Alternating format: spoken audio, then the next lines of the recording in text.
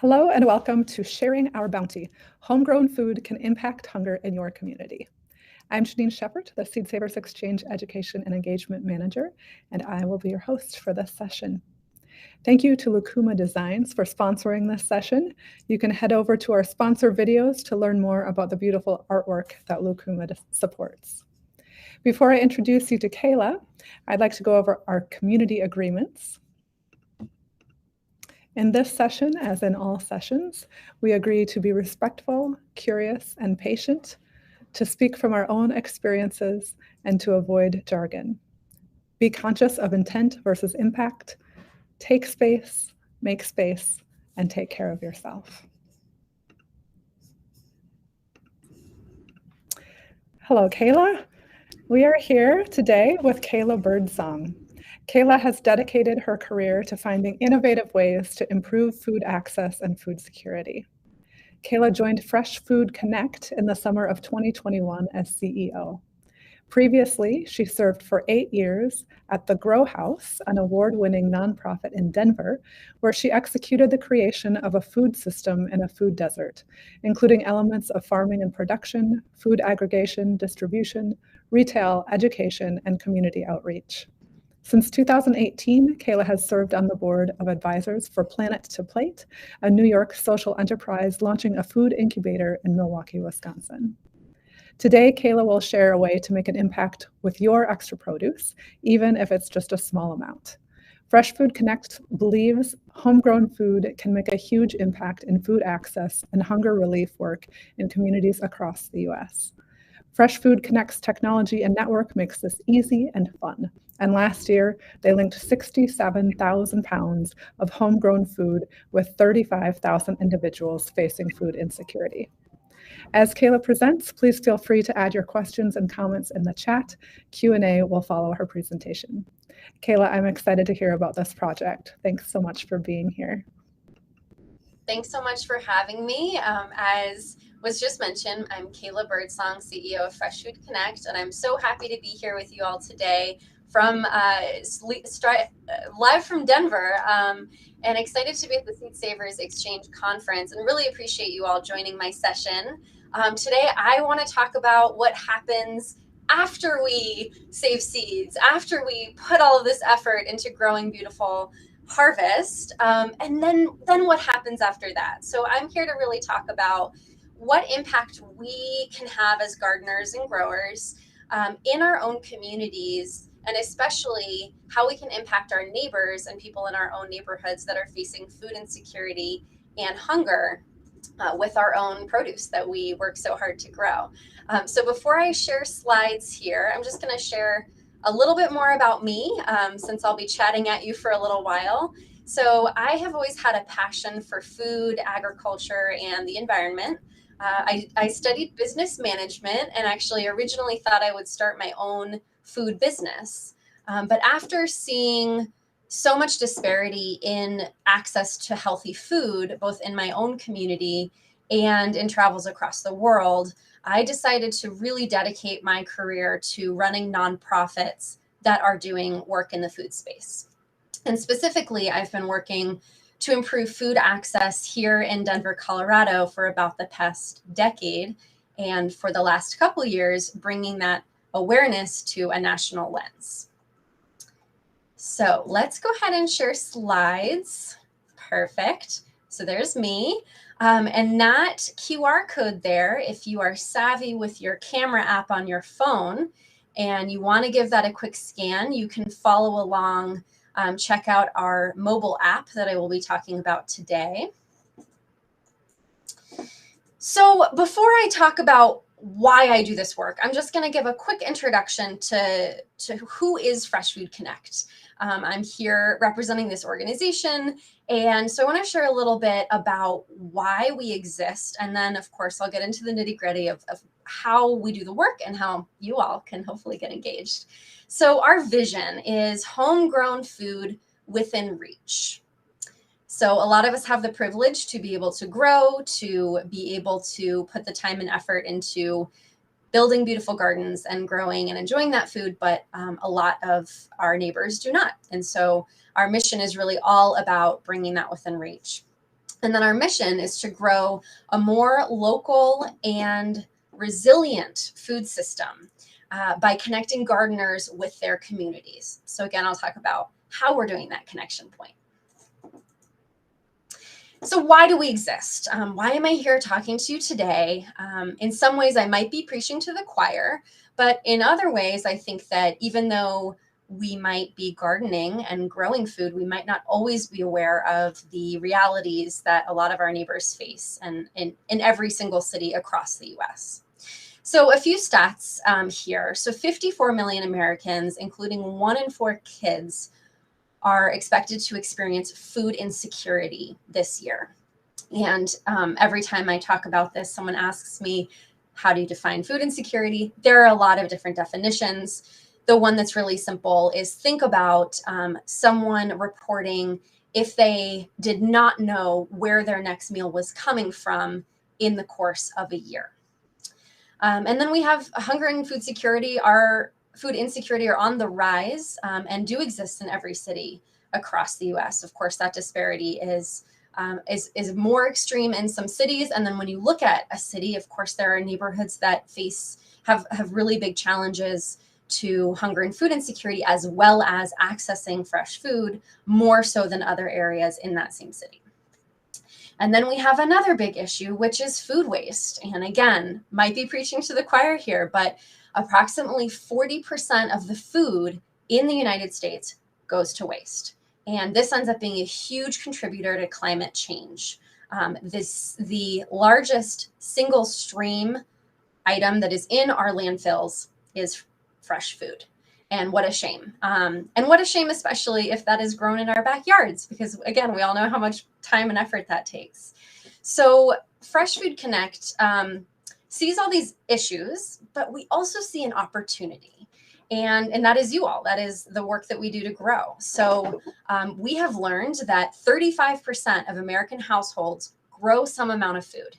And I actually think that stat is a little bit on the low end. Before COVID, it was 1 in 3 households.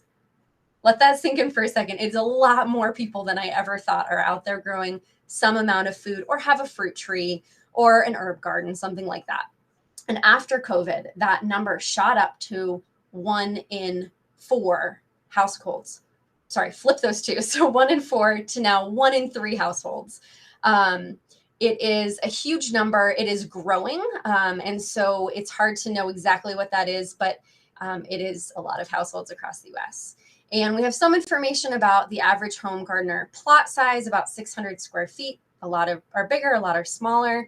And there are 35,000 community garden plots across the country that people are growing in. And then when we started this work with our mobile app in 2020, we asked the people who were donating to us, had they ever donated their backyard bounty or their community garden bounty before? Huge majority said no, they had never donated to an organization. They had never found a way to get their food to the individuals in their community who needed it most. Instead, they were doing what a lot of us might do, which is maybe preserve. That's great. Maybe give it away. Also great. But if you think about, you're giving your extra zucchini here in Colorado, we always have extra zucchini. So you're giving your extra food away to your friends, neighbors that you know, people at your church, things like that. A lot of times you're giving them that food to people who may not really need it, even though it's a lovely gesture. And so Fresh Food Connect is really looking at all of this as an opportunity. So what do we do? So Fresh Food Connect, we are an app. We have a mobile app called Fresh Food Connect, and we are a network. We see ourselves as a tool or a resource provider that works to link gardeners, that says community gardeners, but all gardeners, to local hunger relief organizations so that garden produce can be donated at the local level. So if you think about, I'll give an example of myself. So I actually live just outside Denver in a city called Aurora, and I sign on as a gardener to the Fresh Food Connect app. And when I have my produce ready, Every week I have been donating. Not yet, our season's a little late right now, but once I start harvesting, I will donate every week. And I don't really have that much extra. I have, a handful of tomatoes. I have some squash maybe. It depends on the week, but it's not a huge amount. But the idea is that if I'm not the only neighbor in my neighborhood that's donating, we're putting that food together. So I work with an organization in my neighborhood called Project Worthmore. They work with refugees, and they do weekly food boxes that go out to refugee families in my very own neighborhood.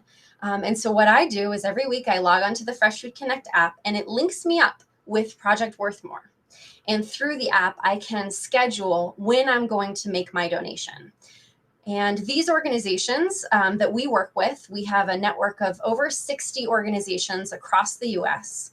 And I'll show you a map here in a second.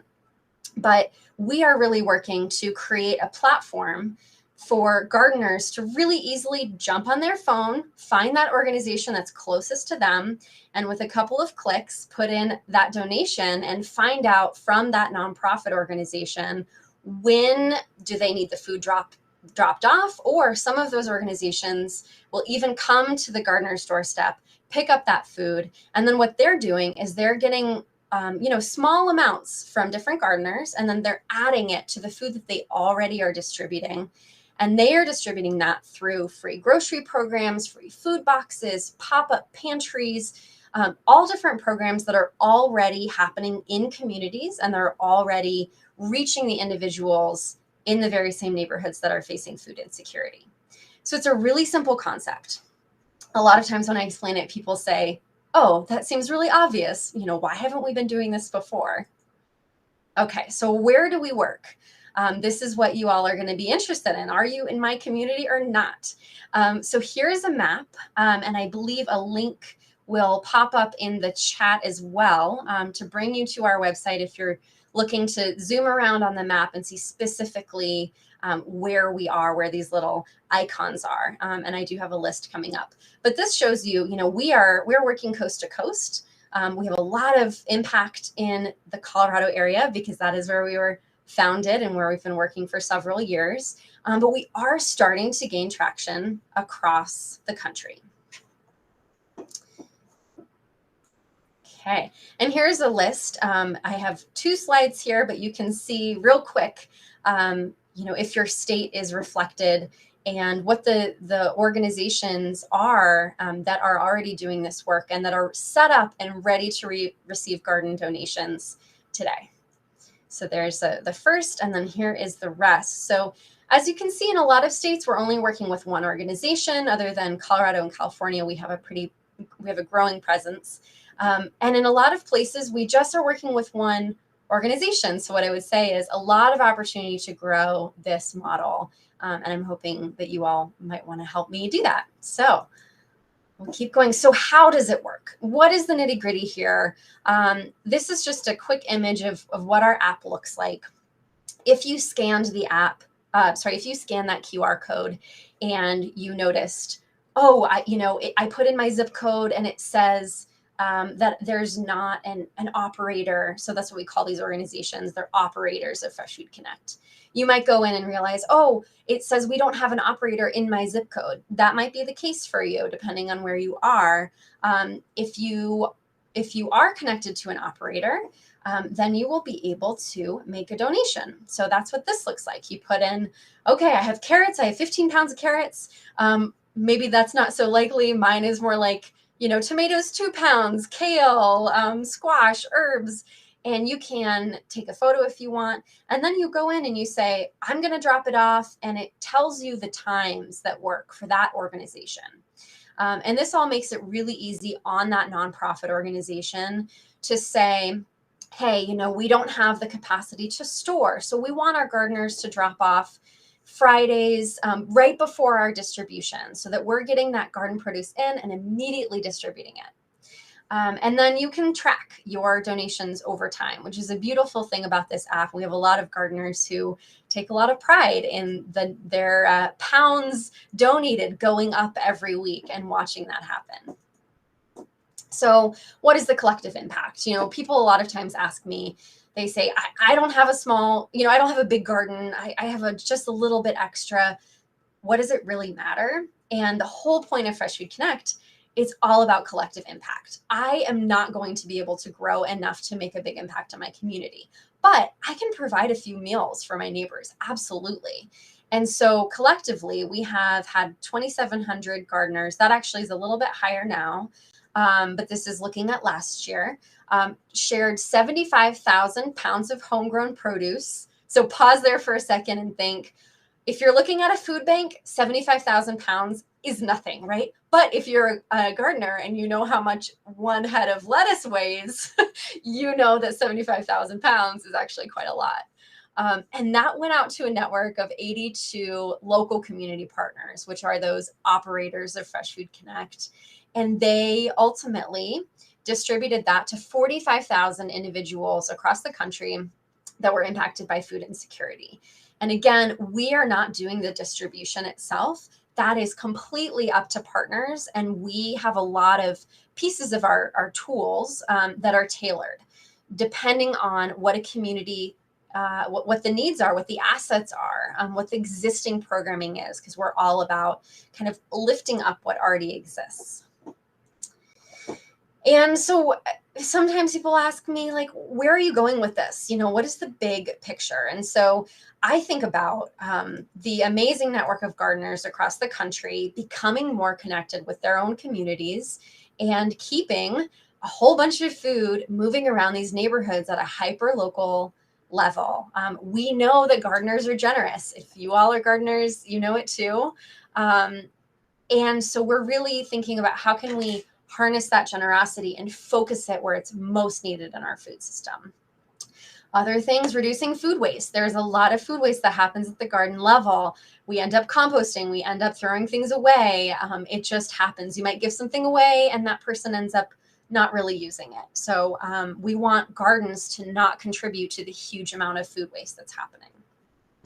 And gardeners become more involved in their community organizations. So I mentioned Project Worth More in my neighborhood. I now am a financial donor. We have another gardener from a Denver organization that has become a board member of that Fresh Food Connect operator nonprofit in Denver. And so we're seeing those strengthened bonds start to happen. And really, we want to create a movement. We want more people to grow food, and we want more people to share that. And so why should you get involved? One, it's easy and it's really fun. It's a really great way to give back to your community and to have that feeling in your heart of contributing. A lot of us might not be able to, donate financially to nonprofits. We heard this a lot during COVID. People wanted to support their communities, didn't know how to do that if they didn't have the traditional kinds of resources or a lot of extra time to go volunteer at events. So this is a way to give back to community on your own terms and in a way that you're already enjoying. And then connecting with your local operator, local hunger relief efforts, things that are already happening in your own communities. And I would say that it is not that easy to find without Fresh Food Connect's network to find out what to do with that produce and to know where it's going to be most effective. So before Fresh Food Connect, there's maybe one other organization nationally that's looking at this kind of work, but we are the only one that provides a mobile app, and we're the only one that actually connects you as a gardener with that operator and allows you to communicate directly. So we're really excited about this model and think it has a lot of potential. So I'm going to stop here in a second and open it up to questions. There's always a lot of questions, but I'll put the QR code back on the screen and ask you, check it out. Go ahead and download the app. Even if you did not see a little icon in your state or you didn't see your city or state reflected, you can still download the app. You can get a feel for it, and then you'll be notified when we have an organization in your neighborhood who is up and running. And the other thing that you can do, if you're sitting there thinking, ooh, there's nothing in my neighborhood yet, but there's a really great food pantry down the street, I wonder if they would want to get involved. Through the app, you can also send us a note about that and we can follow up. And there's my email, and there is our website. So I think that is all that I have. I have a few other resources. I don't think that the screen is going to be clickable, so I'll just go back here and leave it here. And we can open up to Q&A, and I think my slides can go away momentarily as well. Thank you, Kayla. What a great, simple idea, sharing food. For folks listening, please go ahead and add any questions you have to the chat, and I can ask those to Kayla. I have a few already here. One question I have, Kayla, as you're talking about food security statistics, do you have any tips on where to find that information in a more local manner? How do I know what kind of food security issues are in my own community? Oh, such a good question. It depends where you are. I think Google is the best resource. So I would just do some searching around keywords like food insecurity rates in my city, hunger rates in my city. Here in Denver, in Colorado, we have an organization called Hunger Free Colorado, and they do a lot of surveying, and they do a lot of information gathering beyond what happens kind of at the governmental level. And so here I rely on their surveys and their information quite heavily. And so I've seen a lot of those similar types of nonprofit organizations in cities and states across the US that are really looking to dive deeper into this issue and help people understand it. Yeah, thank you. Jessica is asking about how local is defined within the app. So you talked about maybe right now there's nothing close by, but if there is, how close is close? Yeah. So the beautiful thing about it is so much of Fresh Food Connect is completely dependent on what that community wants and what that community dictates. So here in Denver, we have maybe 12 operators that have bits of the city. And when you look at the map, they're all got their little pieces. But it really is up to that nonprofit when we sign them on and we say, okay, so what neighborhoods do you want to accept produce from? What zip codes? And then they will say, okay, well, we're really rural, so people are actually used to driving pretty far. So we're gonna extend our area where we accept donations to this area. Or someone in DC might say, traffic is terrible, or LA, traffic is terrible. We're just going to accept from this tiny little area. And then it also depends, are they asking gardeners to drop off, or are they doing pickups? Because that will also dictate how far they're willing to go. Sure, yeah. And can you talk a little bit more about how an organization might sign up to be a part of this? Yes, and I think that I forgot to prompt you. There's a second link that will drop in the chat here. I think that is in there. Okay, great. Yeah, that's the last one. Okay, thank you. How to sign up as an operator. So that there's a whole resource on our website about what it means to become an operator, which is that nonprofits that's receiving that food and then distributing. And we've seen success with tiny church pantries. We've seen success with, bigger pantries or even food banks that have a network of pantries. So the kind of organization is less important, and it's really more about that alignment of mission and values. Mm-hmm. And if there is a desire from the community to have more access to local fresh food, especially during growing season. Yeah. And are you seeing at this point that oops, I'm getting a little echo there.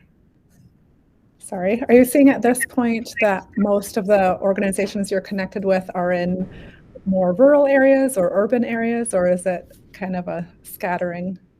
Absolute scattering. And that is because organizations have signed us up with us in kind of a random way. We haven't done a lot of targeted outreach other than Colorado. And so a lot of organizations are just kind of hearing about us. And that means that we, have them pop up all over. We are hoping to become more established in the Seattle-Tacoma area over the next year and a half as well. So that is somewhere we've done targeted outreach. But other than that, it's been pretty across the board. Nice. Well, Kayla, thank you so much. This is really interesting, and I wish you all the best. For anyone who wants to sign up either as a gardener or as an organization, those links are in the chat. Any last words for us, Kayla? I think, just keep in mind that even a small amount goes a long way. And so if you are growing, your food can make a difference. And it really does impact families in our own communities. And so I just encourage everyone to download the app. And if you go on our homepage, it's right there. If you did not, scan the QR code. And just try it out and get on our list, and so that you can be informed about how we are growing and expanding in the years to come. And thank you so much for having me. Thanks so much. See ya.